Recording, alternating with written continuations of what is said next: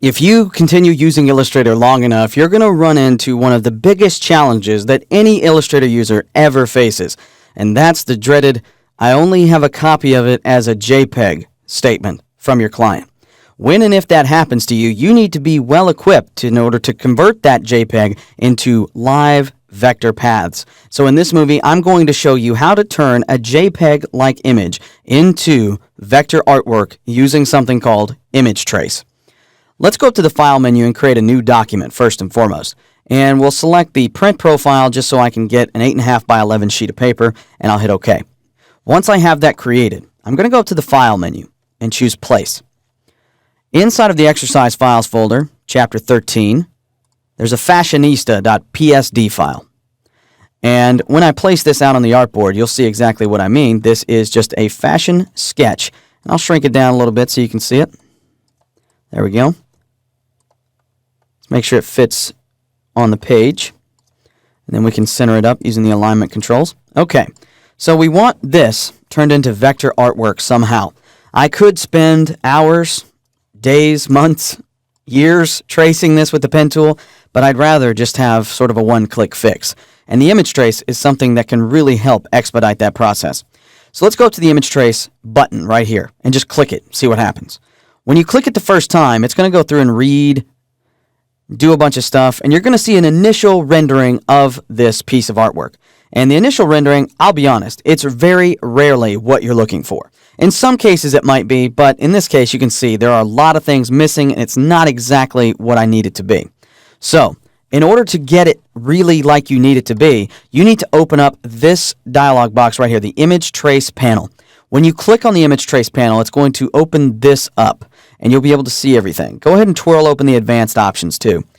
Now, I'm not going to spend a whole lot of time going through the ins and outs of every little detail in here. I have a course at lynda.com called Tracing Artwork in Illustrator, and this is the course all about this particular dialog box. Takes you soup to nuts through every single option, what it is, what it does, and how it helps you. But in this case, what we're going to do is just play around with some of the presets. So let's come up here to the preset buttons that go across the top. And the first one, let's just choose Auto Color. See what happens. Each and every time you make a change to something in the image trace panel, it's going to have to redraw it on your artboard. And in some cases, that can take a really long time. So if it starts off going slow, you can feel free to pause the video and then come back when it's finished. Now, once I clicked Auto Color, I'm starting to see this looks a little bit more like what I was looking for. It's given itself 25 colors, but I really don't think it needs that many. If you would like to see the before and after of what we're dealing with here, you can go up here and change this to source image. That way you can see the difference between the source image and the tracing result. So here, we're losing a little bit of that gray shadowing and a little bit of the color in the legs, but for the most part, it's getting about 90% of the detail that we need. If we really need all of those colors to convert them to vector, then we might want to consider the high color preset. When I click on that, it's going to take a little bit longer to process because it's really given itself a lot of color. 85 colors this time. It's going with a full tone palette, meaning that it's going to be taking as many of these colors as it can and applying them to the areas that it thinks there's information. Once that happens, you'll see here we get a lot more of the detail back in the image. And if I zoom in, you can really start to see some of the detail coming back in the face and in the hair over here. If you're still not seeing what you need, chances are you need to go down here to the advanced section. You need to play with the paths, corners, and noise setting.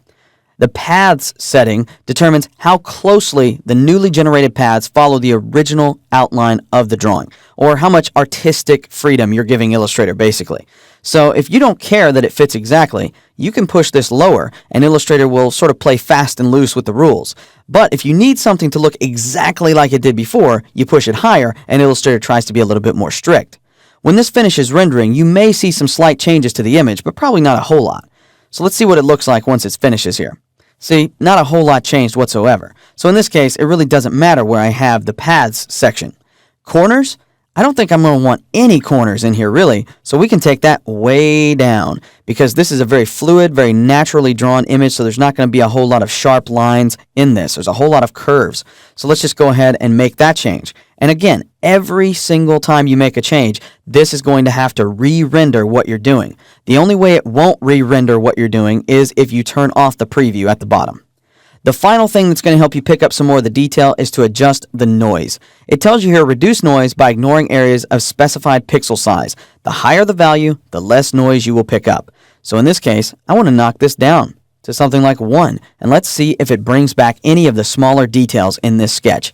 Again, we're going to have to wait for it to render, so if yours is taking a while, feel free to pause and come back when it's done. Now that it's all finished up, you can see that subtle shift right there. That means that we've picked up a few more details. I can see some in the hair there, some around the legs, and all those little sketch marks that we have all over. Looks pretty good. So once you're satisfied with the results, there's really not much else to do here. All you have to do is close the image trace panel. This new image trace object is vector. You can scale it up or down without penalty.